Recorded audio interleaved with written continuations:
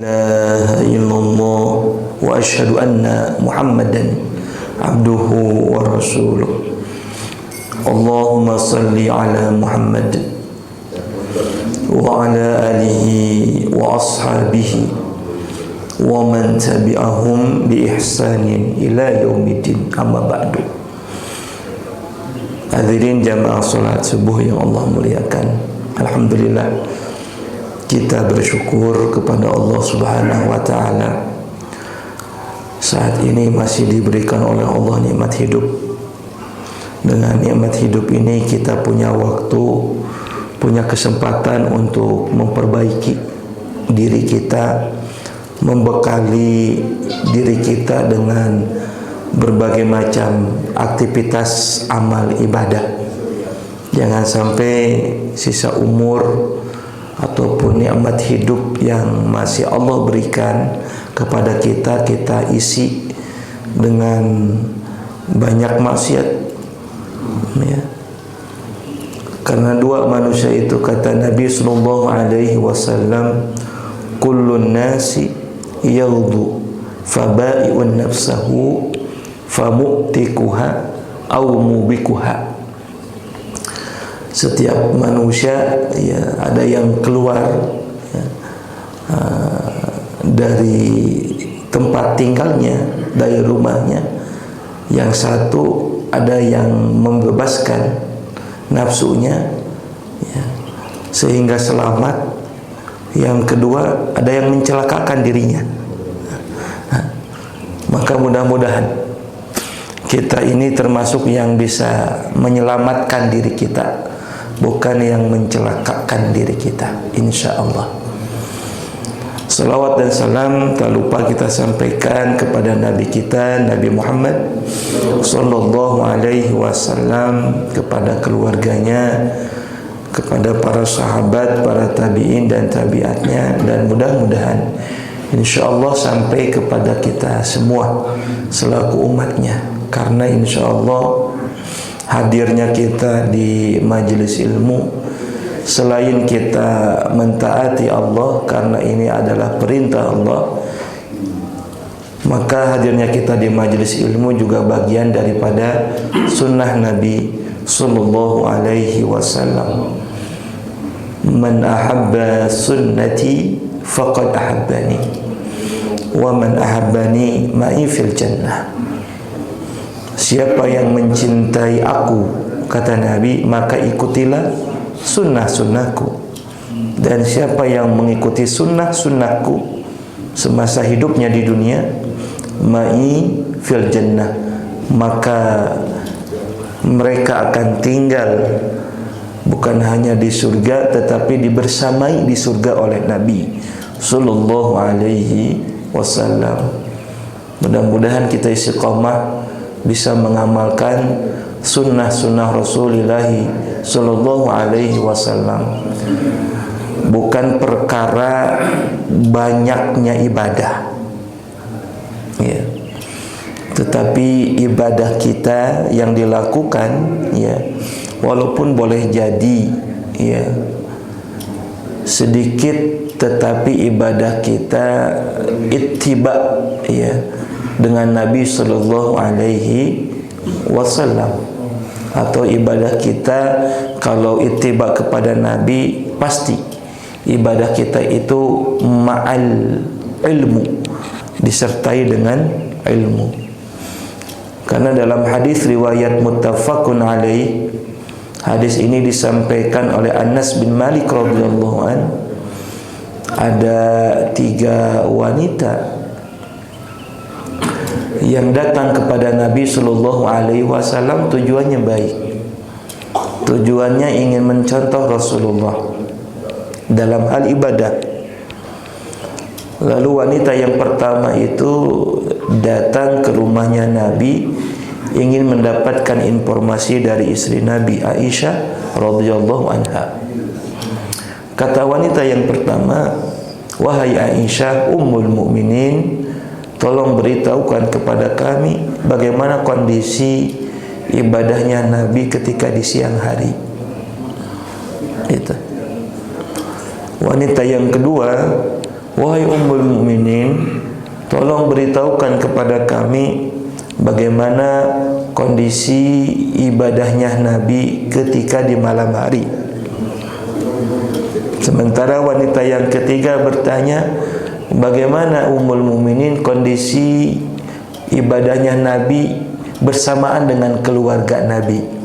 Karena yang ditanyanya Aisyah, ya, orang yang tepat mengetahui kebiasaannya Nabi Sallallahu Alaihi Wasallam, karena Aisyah istrinya Nabi bersama dengan Nabi. Maka Aisyah menjawab ketiga pertanyaan wanita itu. Ini hadis riwayat Bukhari Muslim, hadisnya sahih. Kata Aisyah, ibadahnya Nabi di siang hari, Nabi ya, melewati sebagian siang ibadahnya itu dengan saum. Melewati sebagian siang harinya itu dengan ibadah saum. Sementara sebagian siangnya lagi Nabi berbuka. Gitu. Jadi Nabi itu kadang siang itu saum, ya. Di siang yang lain Nabi berbuka. Yang kedua, Nabi kondisi ibadahnya di malam hari, sebagian malamnya digunakan untuk ibadah, sebagian malamnya lagi Nabi gunakan untuk istirahat. Itu. Dan yang ketiga, Nabi sebagaimana juga suami kebanyakan umumnya, gitu. Begitu juga Nabi dengan keluarga. Nabi senantiasa bercengkrama dengan keluarga, bahkan Nabi mempergauli aku sebagai istrinya. Gitu. Dan ketiga jawaban yang disampaikan oleh Aisyah radhiyallahu an tidak menjadikan tiga wanita ini puas. Kata ketiga wanita itu serempak. Ya, kalau dilihat dari jawaban Aisyah radhiyallahu anha, ya dengan ibadah Nabi itu biasa-biasa gitu. Mungkin yang kebayang oleh tiga wanita itu pokoknya mah ibadah terus begitu kan. Siangnya ibadah terus, malamnya tersare sigana teh gitu, ibadah terus. Maka kata wanita yang pertama, kalau begitu aku ingin menyaingi ibadahnya Nabi, sehingga aku melewati siang harinya kecuali dengan saum. Yang kedua, aku ingin mengungguli ibadah Nabi sehingga malam harinya aku tidak akan tidur, ibadah terus. Dan yang ketiga, supaya aku fokus dengan ibadah, maka aku tidak akan pernah menikah. Coba bayangin. Mungkin sekilas bagus, ya. Karena memang semuanya dia niatkan untuk ibadah, gitu.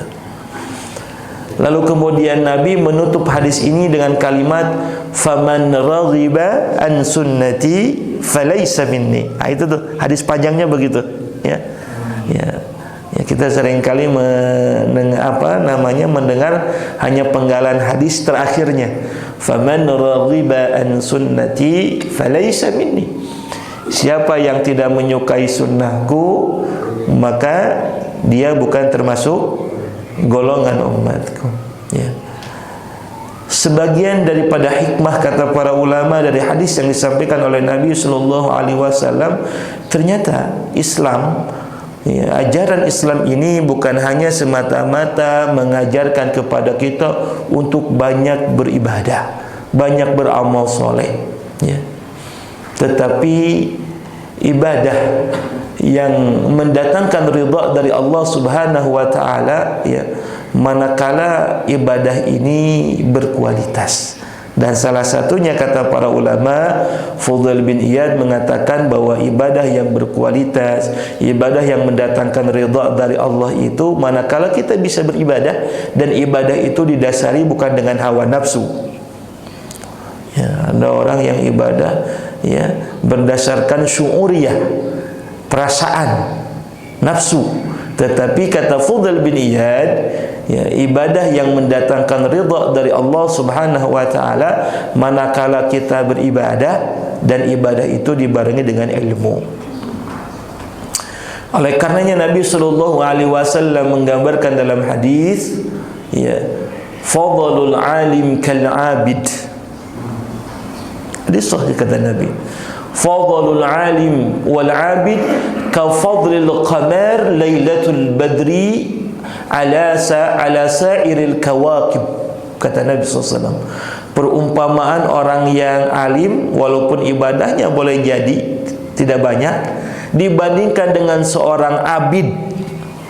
Abid itu orang yang menyibukkan hidupnya dengan ibadah. Kata Nabi, perbandingannya itu diumpamakan oleh Nabi seperti hanya terangnya bulan purnama dengan terangnya bintang-bintang.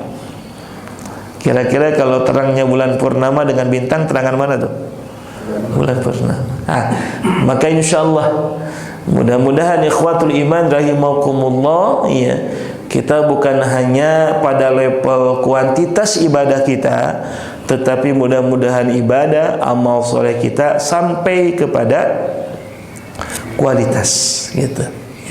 Dan salah satu, ya, supaya kualitas ibadah kita, maka tentunya ibadah kita itu mesti ittiba dengan Nabi sallallahu alaihi wasallam, atau ibadah kita dibarengi dengan ilmu yang diajarkan oleh Rasulullah sallallahu alaihi wasallam, insyaallah, agar kita istiqamah, ya, berada di jalan Allah Subhanahu wa taala, ya.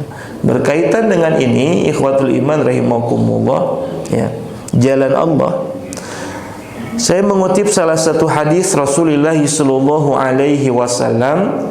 Hadis ini diriwayatkan oleh Imam Ahmad, hadisnya sahih. Disampaikan oleh sahabat Nabi sallallahu alaihi wasallam Abdullah bin Mas'ud radhiyallahu anhu.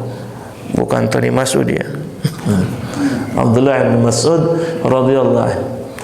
Apa kata Abdullah bin Mas'ud radhiyallahu anhu? Khatta lana Rasulullah sallallahu alaihi wasallam khatta'ah, ya.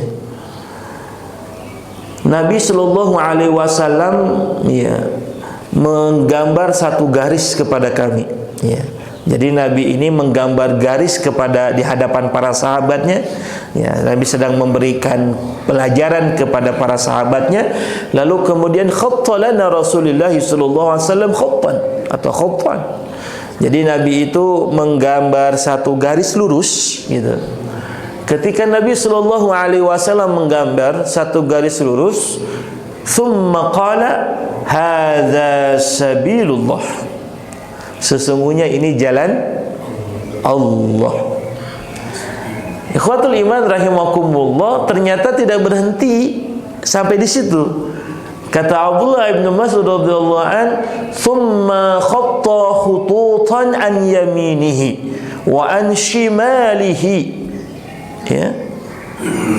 Lalu kemudian Nabi menggambar banyak garis di kanannya. Jadi Nabi itu yang pertama garis lurus satu.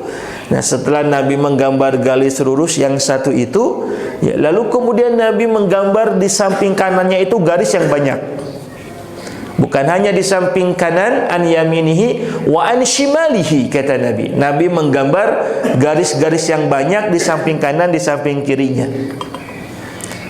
Ikhwatul iman rahimakumullah, ketika Nabi menggambar garis-garis yang banyak di samping kanan kirinya, thumma qala hadza subula, kata Nabi. Nabi berkata, sesungguhnya ini adalah jalan-jalan, ya. Dan Nabi mengatakan wa ala kulli subula, ya, minha syaitana yad'u ilaihi, sesungguhnya jalan yang banyak itu, kalau tadi jalan yang lurus satu, garis yang lurus satu itu fi sabilillah, ini adalah jalan Allah. Tetapi ketika Nabi menggambar garis yang banyak samping kanan kirinya, kata Nabi, setiap jalan itu adalah minha syaitan, di dalamnya ada syaitan.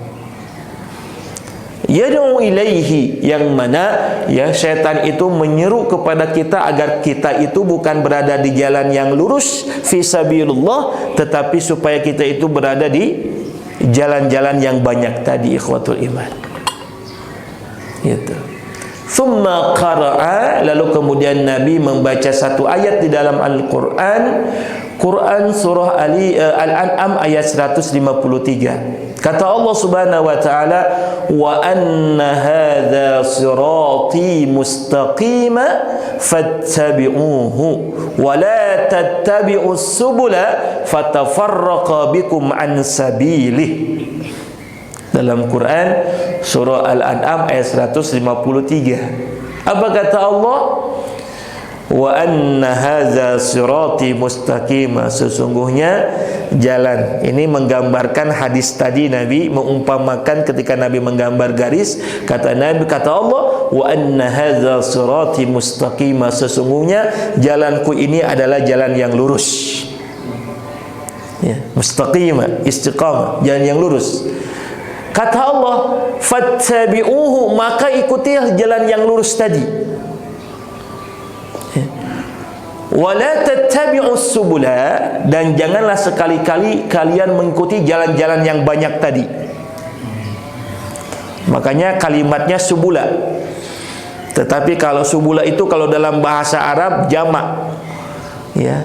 Kalau satu sabil, maka disebutkan sabilullah, jalan Allah itu hanya satu. Maka Allah katakan dalam ayat ini, ikhwatul iman, wala tattabi'us subula, dan janganlah kalian mengikuti jalan-jalan yang banyak itu. Kenapa? Fatafarraqa bikum an sabilih, karena kalau kalian berada di jalan-jalan yang banyak tadi, itu adalah jalan yang menjadikan kalian bercerai-berai, jalan yang menjadikan kalian jauh dari jalan Allah tadi. Ya, ansabilih, jalan yang meninggalkan, ya, jalan-jalan yang banyak itu adalah jalan-jalan yang meninggalkan kalian daripada jalan Allah Subhanahu wa taala. Ikhwatul iman rahimakumullah, sudah barang tentu hadis ini harus kita renungi, ya. Ya, agar kita hati-hati. Itu agar kita hati-hati. Kenapa? Karena ternyata ketika Nabi menggambarkan jalan Allah hanya satu, sementara jalan syaitan banyak. Dan banyak manusia terjebak seolah-olah sedang berada di jalan Allah, tetapi hakikatnya mereka pisubula, berada di jalan yang banyak tadi. Apalagi Allah Subhanahu wa taala sebutkan di dalam Al-Qur'an, ikhwatul iman rahimakumullah, syaitan, ya, menjauhkan kita dari jalan yang lurus. Kata Allah, wa qalu fabima aghwaytani la aqudanna lahum siratakal mustaqim. Setan itu menggoda anak-anak Adam, termasuk kita, ya, dan tidak pernah mengenal waktu, ya. Dimanapun kita berada, ya, capek mencek orang mah ibadah mah orang aya capek apa.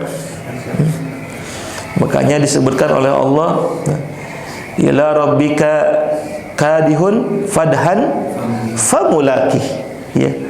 Kata Allah, ya, susah payah kalian, jerih payah kalian dalam beribadah kepada Allah di dunia, ya, ini kata Allah, bahasa ibadah itu kadang lelah, ya, susah gitu.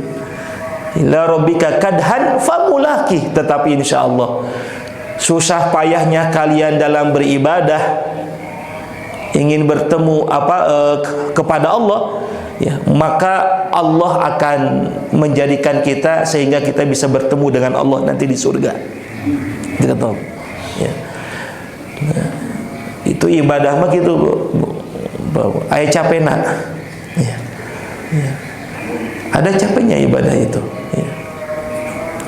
Tapi setan menyesatkan anak-anak Adam hatta ila yaumil qiyamah, dan sampai datang hari kiamat, ya. Capek, Pak, ya. Makanya hati-hati, setan itu menggoda kita bukan hanya datang dari kanan, dari kiri, dari kanan, Pak.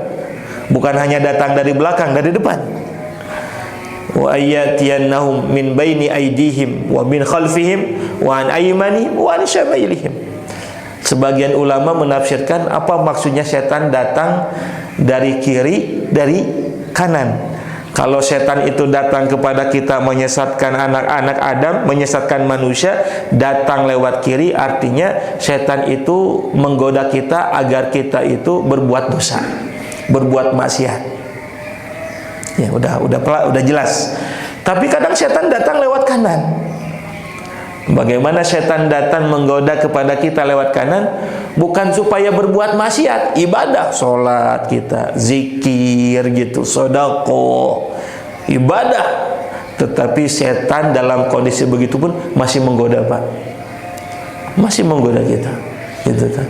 Supaya ibadah kita ya tidak mendatangkan ridha dari Allah Subhanahu wa taala, ya.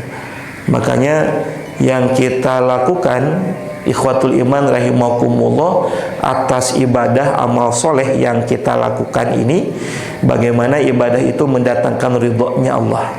Makanya kalau kita lihat dalam Quran surat Al-Fajr ayat yang ke-27 sampai ayat yang ke-30, ya. Jadi semata-mata ibadah itu yang pertama urutannya itu memang harus kepada Allah. Bukan urutannya pahala dulu, Pak. Ya. Bahkan urutannya bukan hanya surga dulu. Bukan tidak boleh kita ibadah mengharapkan surga, tetapi khawatir kalau kemudian kita ibadah amal soleh, lalu kemudian ibadah dan amal soleh yang kita lakukan itu, ya, kurang ikhlas, gitu. Hanya mengharapkan pahala semata-mata. Makanya Umar bin Khattab radhiyallahu an itu dalam doanya, Umar bin Khattab ya, berdoa. Umar bin Khattab itu orang yang paling yang paling takwa. Saking takwanya Umar bin Khattab radhiyallahu an, keimanannya Umar bin Khattab itu ranking ketiga setelah Nabi. Dalam hadis riwayat Imam Muslim, khairun nas fi hadhil ummah ba'da nabiyuha Abu Bakar wa Umar. Manusia yang terbaik setelah aku, kata Nabi, Abu Bakar, lalu kemudian Umar. Kalau bapak ibu, walau alam, ranking nggak sabar dah. Gitu. Umar bin Khattab, Pak, udah jaminannya tuh. Ya. Saking tinggi derajat imannya Umar bin Khattab, kata Nabi yang langsung mengatakan, ini Umar bin Khattab itu kalau jalan, ya, pasti setan berupaya saking takutnya menghindari jalan yang dilewati oleh Umar bin Khattab. Jadi kalau Umar bin Khattab jalan teh, wah, itu setan itu udah takut. Kumaha carana teu paamprok jeung Umar. Kumaha carana teu papanggih jeung Umar bin Khattab. Beda jeung urang. Lamun urang mah jalan di deketan ku setan. Gitu tuh. Saking tinggi derajat ketakwaannya Umar bin Khattab itu begitu tuh, Pak. Ya. Ya. Dan kenapa salah satu yang melandasi ketinggian derajat takwanya Umar bin Khattab radhiyallahu an, ya? Ya, karena kata Ali bin Abi Thalib kan salah satu sifat takwa itu adalah al-khaufu minal jalil. Nah, dia takut hanya kepada Allah saja. Umar bin Khattab yang ditakutkan apa? Amalnya. Makanya Umar bin Khattab itu setiap malamnya dia menangis, Pak. Apa yang ditangisi oleh Umar bin Khattab, Pak? Nah, kalau kita menangisi karena banyak dosa, gitu kan? Ya. Umumnya manusia, ya Allah, ya Allah, banyak dosa. Umar bin Khattab bukan menangisi dosa, tetapi Umar bin Khattab menangisi amal solehnya. Menangisi amal solehnya, ibadahnya.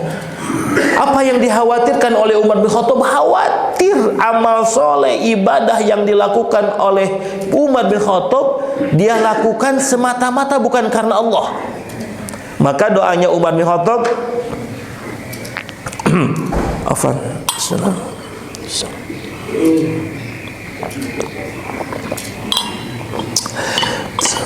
doanya Umar bin Khattab sangat indah. Kata Umar bin Khattab itu sampai setiap malamnya itu berdoa dengan doa ini. Apa doanya Umar bin Khattab? Allahumma ij'al amali kulluha salihan. Ya Allah, jadikan setiap amal yang aku lakukan, ibadah yang aku lakukan itu adalah amal soleh. Tidak cukup di sini. Kata Umar bin Khattab, waj'alhu liwajhika khalisan wala taj'al li ahadin fihi syai'a. Masya Allah. Itu Umar bin Khattab tuh. Ya Allah, jadikan setiap amalku adalah amal soleh, dan jadikan setiap amalku itu liwajhika khalisan, semata-mata ikhlas, hanya mengharapkan wajahmu. Wala taj'al li ahadin fihi syai'a, dan jangan sekali-kali jadikan amalku itu untuk seseorang, ya, li ahadin fihi syai'a, ya, kecuali hanya untuk Allah Subhanahu wa ta'ala. Itu. Kenapa? Karena kata para ulama, jalan Allah, ya, tadi sabilullah itu, ya, paling tidak maknanya ada 3, ya. Yang pertama, ketika Nabi mengatakan tsumma qala hadza sabilullah, ini adalah jalan Allah, adalah jalan yang menghantarkan diri kita, ya, ya, jalan iman, ya, jalan iman yang menghantarkan diri kita, ya, ketemu dekat dengan Allah Subhanahu wa ta'ala. Nah, maka ini menjadi renungan bagi kita, Bapak Ibu sekalian, ya. Ya, karena kalau kita ibadahnya karena Allah, ya, insya Allah ibadah kita itu akan terasa nikmat, insya Allah. Makanya level ibadah kata para ulama itu ada 3 level, Pak. Level ibadah seseorang itu. Yang pertama, orang itu ibadah hanya semata-mata menggugurkan kewajiban. Itu level yang pertama. Banyak orang yang sholat, kenapa? Ya karena kewajiban kita adalah sholat, gitu. Itu level yang pertama. Orang beribadah itu, dan kata para ulama, banyak orang yang beribadah itu ada di level pertama, gitu. Ya. Orang sholat, ya, karena kalau tidak sholat kafir. Maka banyak orang beribadah berhenti di level yang pertama, hanya semata-mata menggugurkan setiap kewajiban, ya. Tetapi kalau ibadahnya karena Allah, kata para ulama, itu masuk level kedua, ketiga. Nah, kita itu harus naik level ibadahnya. Paling tidak, kalau tidak yang pertama, level kedua atau level ketiga. Level kedua itu ibadahnya masuk pada level musyahadah, dan yang ketiga mukasyafah. Kata para ulama, musyahadah, mukasyafah itu sudah level ihsan. Musyahadah itu level di mana ketika kita ibadah disaksikan oleh Allah. Level yang ketiga mukasyafah, di saat kita ibadah kita seolah-olah merasa seolah-olah melihat Allah. Gitu tuh, Pak. Ya. Sebagaimana Nabi dalam hadis tentang ihsan itu, kalau orang sudah ihsan dalam ibadahnya, ya, anta'budallaha ka'annaka tarahu fa illam takun tarahu fa innahu yaraka. Maka orang itu ketika beribadah seolah-olah mereka sedang melihat Allah. Kalau tidak mampu, ya, musyahadah. Ya, ibadah kita, ya, ketika kita ibadah, ketika kita beramal soleh, seolah-olah Allah sedang mengawasi kita. Kalau orang sudah musyahadah dalam ibadahnya, kalau orang sudah level mukasyafah dalam ibadahnya, maka kata para ulama, orang itu akan dipastikan bisa merasakan nikmatnya ibadah. Sebagaimana hadis Rasulullah sallallahu alaihi wasallam, orang akan merasakan halawatul iman, orang akan merasakan manisnya iman. Kapan seseorang bisa merasakan manisnya iman? Kalau orang sudah bisa merasakan manisnya iman, maka dia akan merasakan nikmatnya ketaatan. Kapan? An yakunallah wa rasul ahabbu ilaihi mimma siwahuma. Jika Allah dan Rasulnya dicintai melebihi segala-galanya. Itu.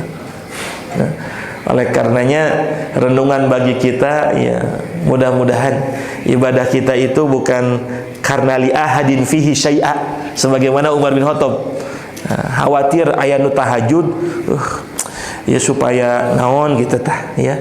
Boleh ke sana, tetapi ya kata Umar bin Khattab, ibadah kita itu mesti liwajhika khalisan. Ya, apapun ibadahnya. Kata Umar bin Khattab, liwajhika khalisan. Ikhlas semata-mata mengharapkan wajah Allah.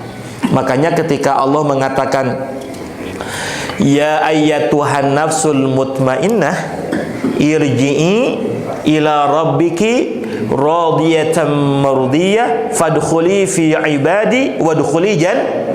Jadi ketika Allah menghadiahkan surga itu yang keempat, Pak. Kata para ulama ini runtutan dalam beramal itu begitu.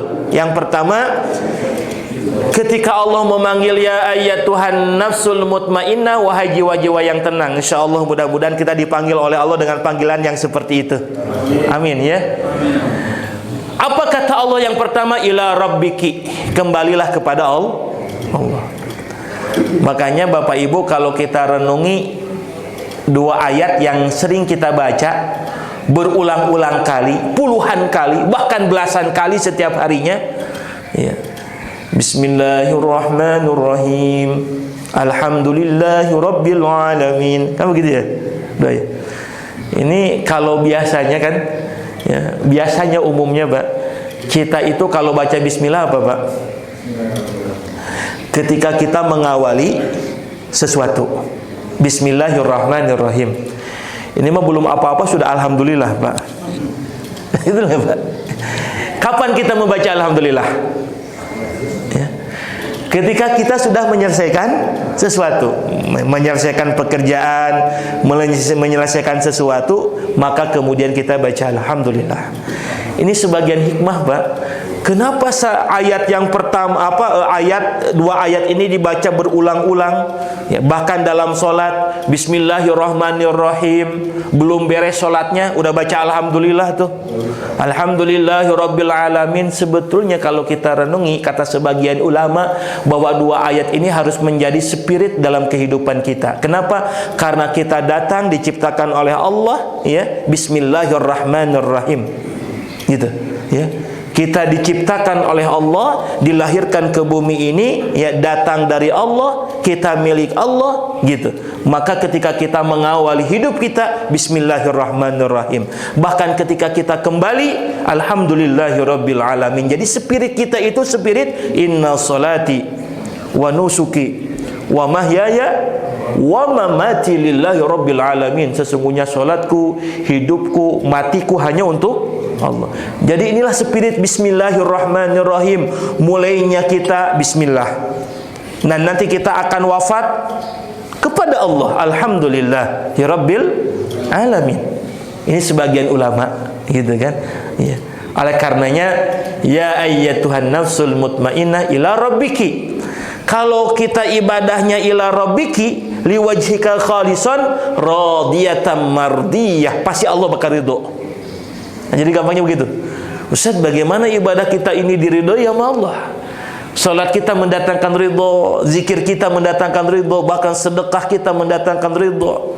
Apapun ibadah itu mendatangkan ridho. Maka kalau kita lihat dari ayat ini, kata para ulama, kalau ingin mendatangkan ridho Allah subhanahu wa ta'ala dalam amal-amal kita, ila rabbiki. Pasti kalau ibadahnya karena Allah, ya, semata-mata karena Allah, pasti radiyatan mardiyah, pasti Allah bakal ridho. Karena banyak orang beribadah, beramal, tetapi Allah tidak mendatangkan ridho kepada amal ibadahnya.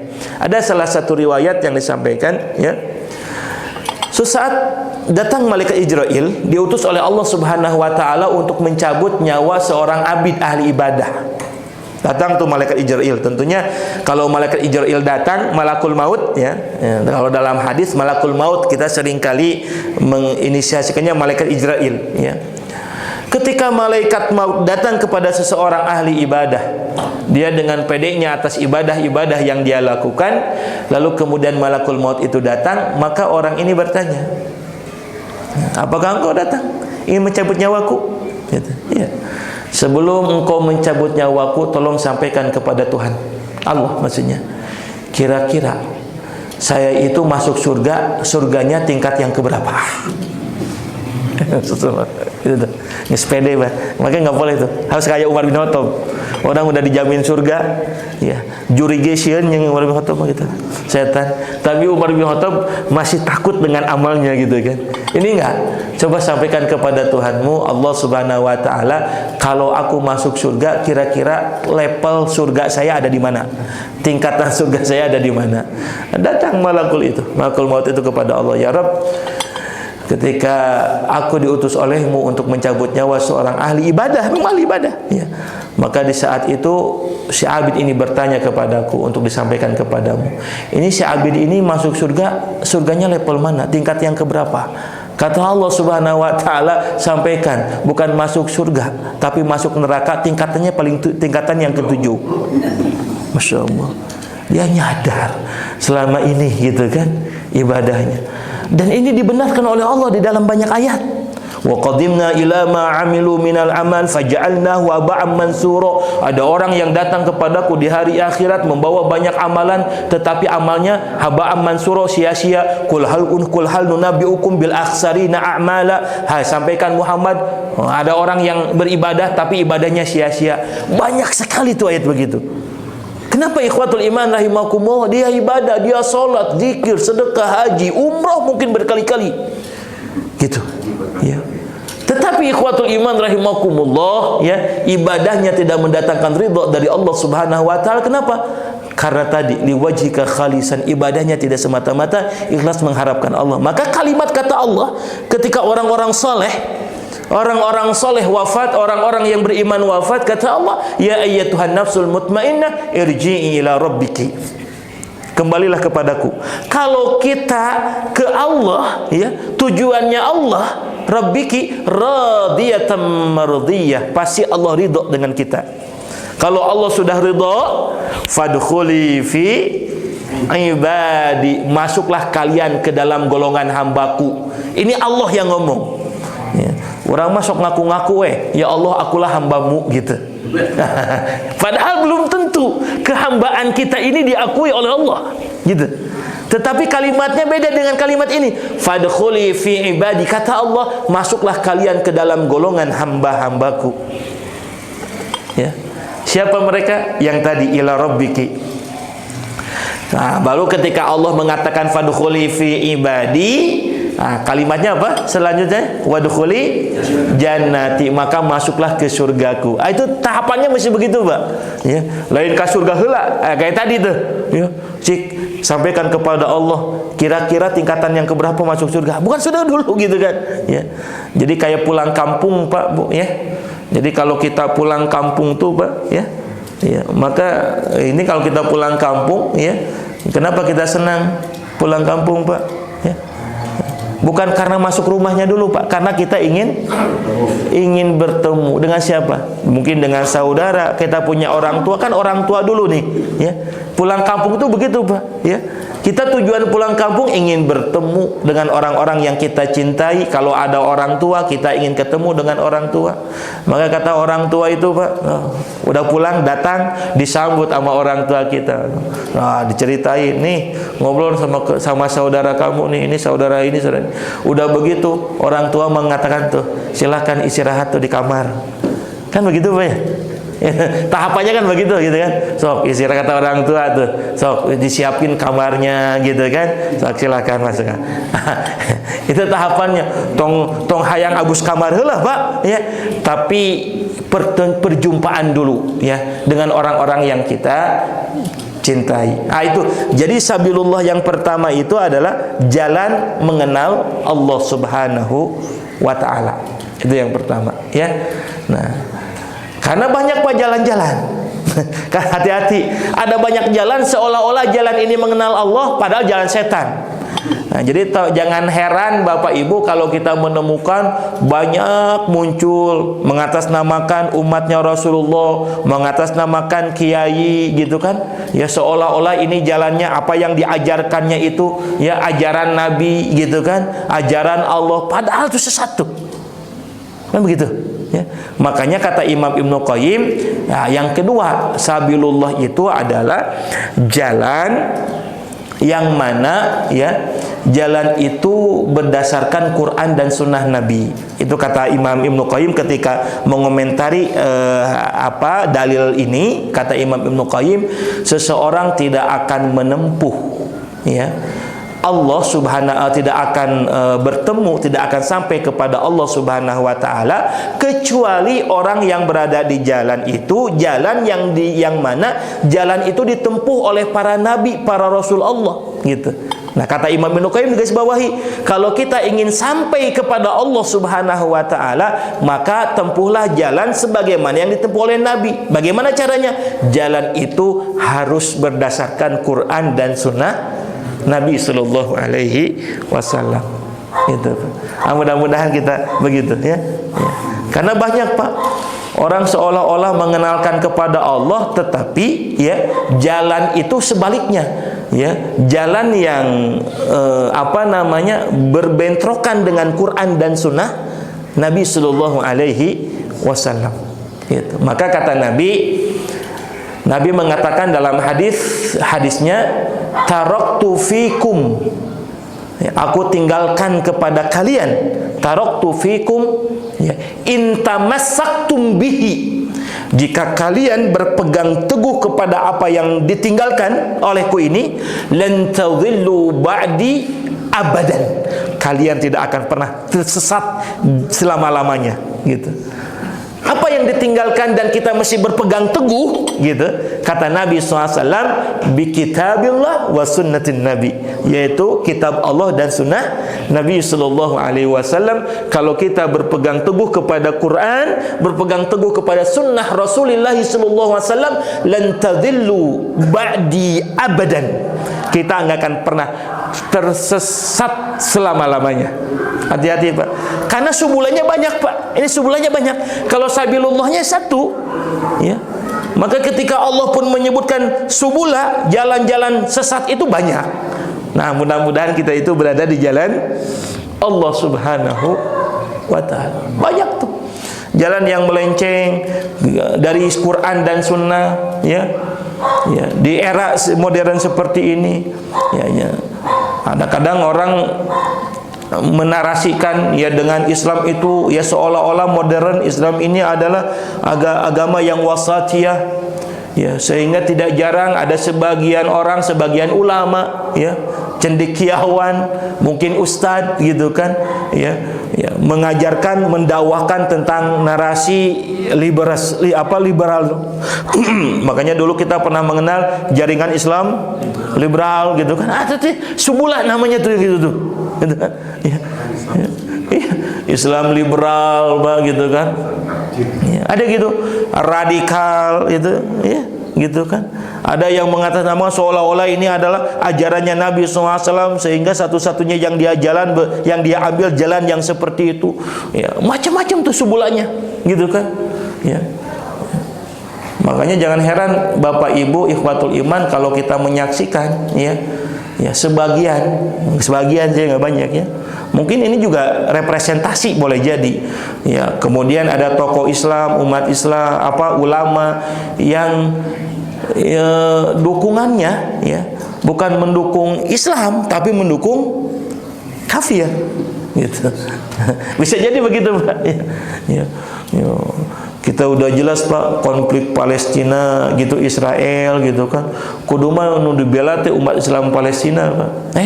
Tiba-tiba apa, ya. Nah, maka kalau kita berada di jalan itu, hilang izah kita, hilang semangat perjuangan kita untuk membela Islam, gitu. Ya, kemarin kan muncul ramai, Pak, ya, ya, ada tokoh kita, gitu kan, yang diundang ke acara lembaga Zionis internasional di Amerika, ya. Kenapa? Karena juga mereka ingin mendapat legitimasi dari kekuatan umat Islam yang ada di dunia, ya. Pas diundang datang, Pak, gitu kan, gitu. Keberpihakannya kelihatan. Ada banyak, Pak, sebagian tokoh, gitu kan, keberpihakannya bukan kepada umat Islam, tetapi keberpihakannya kepada musuh Islam. Subulahnya banyak, gitu. Dia membawa narasi seolah-olah apa yang dia lakukan ini adalah perintah Allah, apa yang dia lakukan ini adalah syiar Islam, gitu, ya. Padahal udah jelas Quran, sunnah Nabi, bagaimana kita bersikap, ya. Ya, ada tokoh Islam datang ke Israel, kan, begitu tuh. Makanya zaman fitnah tuh begitu, hati-hati, ya, Bapak Ibu. Banyak orang terjerumus di zaman fitnah sehingga yang dia sangka jalan Allah padahal jalan setan. Ya.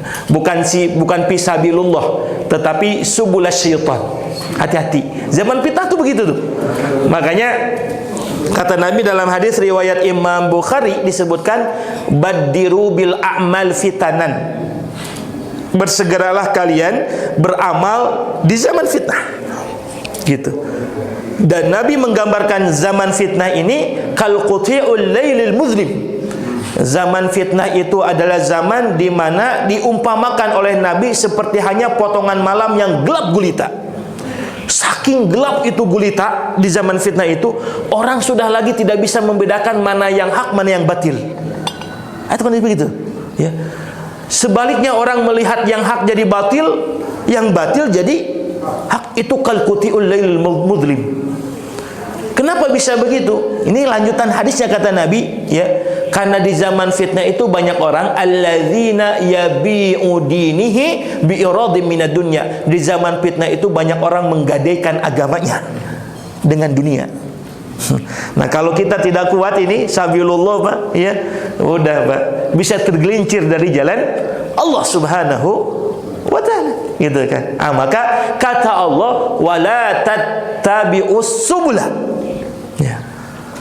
Jangan kalian ikuti jalan-jalan itu. Yang kita ikuti jalan lurus aja yang satu. Kata Allah, fatafarraqa bikum an sabili. Karena jalan-jalan itu sengaja dibuat oleh setan, sengaja dibuat oleh musuh-musuh Islam. Untuk apa? Fatafarraqa bikum an sabili. Supaya kalian itu berpecah belah. Gitu, ya. Dan jauh dari jalan Allah Subhanahu wa ta'ala. Jadi Pak, kadang jalan-jalan yang begitu Pak, jalan kesesatan itu Pak, disengaja diciptakan. Hati-hati itu. Ini kalau kita lihat hadis ini, lihat ayat ini. Jadi jalan-jalan yang banyak itu Pak, diciptakan Pak. Diciptakan dan dipelihara. Jadi tong heran Pak, ajaran sesat sekarang. Ya kalau saya mah Pak, cek saya mah sesat gitu ta.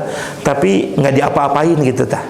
Gitu kan, aman gitu kan, ya, dijaga, dipelihara begitu kan, ya, ya. Bahkan didanai Pak yang begitu sekarang, ya, dimodalan gitu Pak, gitu.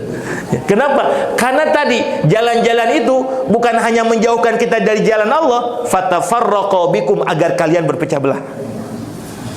Jadi saya ingat tuh pernah baca buku, ya, ada tokoh Yahudi pada tahun 82. Ya, dalam deklarasi Zionisnya, ya, namanya Samuel Zwemer.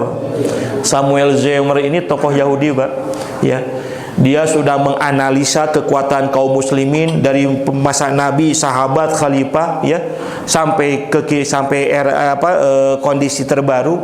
Beliau kemudian tokoh Zionis ini mengatakan, tokoh Yahudi mengatakan, sampai kapanpun, kata beliau, ya, kalau kita ingin menghancurkan umat Islam dari pengalaman sejarah gitu, nggak akan bisa dengan senjata. Nggak bisa dengan senjata menghancurkan umat Islam itu. Maka orang-orang Yahudi mau untuk menghancurkan umat Islam itu, ya makanya ada istilah dengan Ghazul Fikr, perang pemikiran, perang peradaban. Dan jangan dikira Bapak Ibu, mungkin kita melihat secara zahiriyah memang betul gede biaya yang dikeluarkan untuk perang pakai senjata ke Palestina saja kan. Udah hampir bangkrut tuh Amerika Pak. Kalau kita baca berita, ya, kekuatan Amerika ternyata hutang juga gede tuh Pak Amerika, terutama buat melawan. Padahal kalau kita lihat Pak, perang sama Palestina itu perang sama ormas Pak, Hamas eta teh Pak. Lain negara, ini kecil, nepi ka ayeuna teu beres-beres, itu kekuatan umat Islam Pak, begitu tuh, gitu kan. Tapi jangan dikira Pak, menghancurkan umat Islam yang Palestina begitu kelihatan, sementara yang menghancurkan kita umat Islam, ini kita juga sama sedang Ghazul Fikr, itu juga modalnya banyak Pak, jangan dikira. Ya, bagaimana kemudian makanya Samuel Zwemer untuk menghancurkan umat Islam, bagaimana caranya umat Islam itu dipecah belah, fatafarraqa bikum an sabili, subula-subula itu dibuat. Untuk menghancurkan umat Islam, bagaimana dengan pornografi, seks bebas, Itu juga bagian daripada senjata mereka, Pak. Makanya diungkapkan makna Ghazul Fikr itu hamalathun mutalahiqatun munadhamatu qauma bihal ummati ala ummati dha'ifati li taghyiri sahsiyatiha thumma takunu taba'alaha. Mereka itu enggak pernah tidur, Pak. Hamalathun mutalahiqatun. Enggak ada waktu bagi mereka kecuali bagaimana pikiran mereka itu menghancurkan umat Islam. Munadhamatun, dengan rapih, Pak. Dengan kekuatan sumber daya mereka, ya. Kata Samuel Zemer, kita itu tidak punya kepentingan tidak punya kepentingan umat Islam itu pindah agama, nggak punya kepentingan. Kita nggak punya kepentingan umat Islam itu supaya pindah agama, enggak, ya. Tetapi kita punya kepentingan bagaimana menghancurkan umat Islam itu. Ya, litaghyiri sahsiyatiha thumma takunu taba'alaha. Kita merubah kepribadian mereka, umat Islam, merusak kepribadian umat Islam. Yang dirusak, Pak, bukan hanya umatnya, gitu kan. Coba, Pak, negara mayoritas kaum muslimin, subhanallah, ya, ini judi itu ternyata terbesar kita ini, Pak. Slot, Pak, ya. Jadi kemarin saya baca berita itu hampir berapa ratus miliar atau puluh miliar, ya. Ternyata anak-anak pelajar, Pak, judi online. Ini jangan dikira, Pak, apakah ini bukan rekayasa global? Rekayasa global semuanya, Pak, gitu kan. Judi online, Pak, dari kalangan pelajar ini, Pak. Geus gua anggota dewan mah pakamari lobanya. Beritanya kan kita lihat berita, ya, disenyarir ada ribuan anggota dewan yang terlibat judi online. Ini anak pelajar, coba apa bayangan. Ditaghyiri sahsiyatiyah, boro-boro dek ngabela umat Islam, karakter jiwa umat Islamnya juga kayak begitu, Pak. Sulit kita membela, nggak punya izah untuk menjaga umat, gitu kan, ya. Nggak bisa, gitu, ikhwatul iman. Dari semua dimensi, bukan hanya hiburan, bukan aja, Pak, dari sisi makanan, ya, politik bahkan, Pak. Saya dapat info, Pak, dari info orang politikus, gitu kan. Sekarang kan musimnya rame, ya, pilkada, pilgub, ya, di wilayah kita, di satu kepulauan yang ada di Indonesia itu, ya. Untuk memenangkan satu calon itu, ya, sponsornya, Pak, bukan lagi 9 naga, ya, tapi sponsornya udah global, Pak. Ketika kekuatan 9 naga melihat yang mensponsori itu adalah kekuatan global, nggak berani dia, Pak. Sampai gitu, karena mungkin di pulau itu ada sumber daya, ya, yang kekuatan global punya kepentingan untuk ke sana. Dan ternyata saya kenapa bisa mengenal begini, karena saya juga, ya, mengikutilah perkembangan Cimahi, begitu kan. Ya, kebetulan, ya, begitu, pernah ada ngobrol, ini ke kelas Cimahi, Pak, ini kelas Cimahi, gitu. Ini baru kelas Cimahi yang luas wilayahnya, ya, 3 kecamatan, berapa ratus ribu ya, kilometer, gitu ya, kecil lah Cimahi itu. Sampai ada sponsor buat pemenangan itu, ya. Ya, udah ngirim proposal, sok kita bantu nih pemenangan 24 M. Ini kelas Cimahi nih. Ini yang baru yang akan berlangsung nanti bulan apa tuh? Dan Masya Allah, gitu kan. Dan saya ini bukan katanya, Bu, saya lihat langsung, gitu kan. Ini bayangkan sekelas Cimahi, belum sekelas provinsi, begitu, apalagi presiden, semuanya ada sponsornya. Dan ternyata Masya Allah, ikhwatul iman rahimakumullah, coba bayangin, ya, kalau Cimahi bukan kekuatan global segitu malah, gitu kan, ya, karena kecil, gitu kan, kebutuhan dananya untuk pemenangan, gitu. Ini ada di satu provinsi, ya, yang sponsornya itu bukan lagi 9 naga, kekuatan global, coba bayangkan, ikhwatul iman. Jadi kepentingan musuh-musuh Islam itu sangat luar biasa, ekonomi udah dimasuki semuanya. Ikhwatul iman rahimakumullah, begitu banyak jalan subula, ya. Maka mudah-mudahan ini jalan, jadi jalan yang satu yang kata Nabi dikatakan tsumma qala hadza sabilullah, inilah jalan Allah, adalah jalan yang mengenalkan kita dengan Allah Subhanahu wa taala. Yang kedua, fi sabilullah, jalan Allah itu adalah jalan yang berdasarkan Quran dan sunnah Nabi sallallahu alaihi wasallam. Dan yang ketiga, fi sabilullah itu adalah fatafarraqa, jalan yang tidak menjadikan kita berpecah belah. Fatafarraqa bikum, an sabili wa la tattabi'u subula. Jangan kalian mengikuti jalan-jalan itu. Kenapa? Karena jalan-jalan itu ikhwatul iman rahimakumullah, jalan yang menjadikan kalian berpecah belah. Mudah-mudahan kita berada di jalan yang satu, ya. Tidak tertipu dengan jalan-jalan yang banyak itu. Ini hadis, ini ayat Allah Subhanahu wa ta'ala. Kenapa? Kalau kita berada fi sabilillah, di jalan Allah, maka insyaallah kita akan selamat. Ya.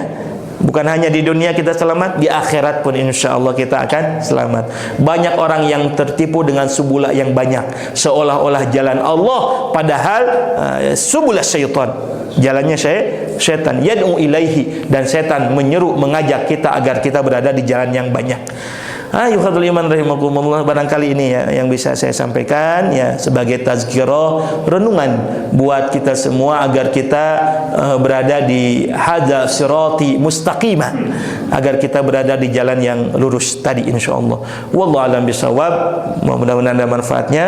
Kurang lebih kalau ada kesalahannya mohon dimaafkan. Wal afa minkum. Assalamualaikum warahmatullahi wabarakatuh.